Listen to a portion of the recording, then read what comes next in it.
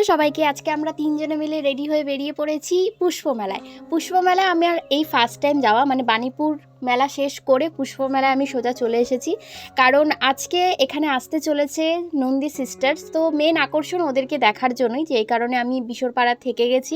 মাসিরা তো বাড়ি চলে গেছে, কিন্তু আমি বাড়ি যাইনি, আমি এখানেই থেকে গেছি পুষ্পমেলায় যাব বলে।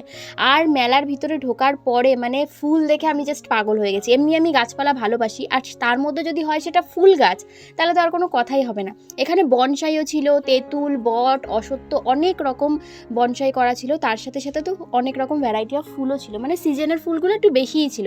কসমসের ছিল, তারপর গোলাপ, মানে গোলাপ দেখতে দেখতে আমি আলাদা হয়ে গেছি। চারজনে মিলে আমরা একসাথে ঢুকেছিলাম মেলায়, কিন্তু ওরা তিনজন একসাথে ছিল আর আমি একা একা একা একা ঘুরে বেড়াচ্ছিলাম, পুরো মেলাটাকে দেখছিলাম। সবজির বাগানও ছিল, আর এত বড় বড় গোলাপগুলো ছিল, আমি তোমাদেরকে হাতে ধরে দেখাবো যে ঠিক কতটা বড়। আচ্ছা, মেলাটা হচ্ছিল নিউ ব্যারাকপুরে, আর তোমরা নিউ ব্যারাকপুর ট্রেন থেকে স্টেশনে নেমে ওইখান থেকে কিছুটা দূরেই মেলাটা হচ্ছে। সেখানে ঢুকে টিকিট কাউন্টার থেকে 30 টাকা দিয়ে টিকিট কেটেই আমরা ঢুকে পড়েছিলাম। আর এখন পালা হচ্ছে গিয়ে ভিতরে ঢোকার।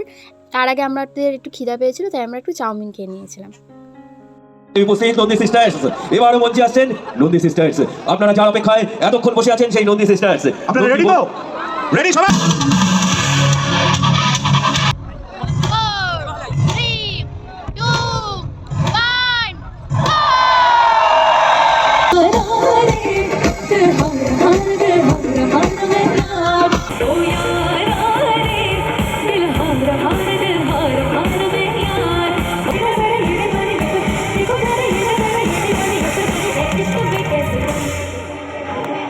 अरे ये क्या था? हाय बोलना है ना गाइस।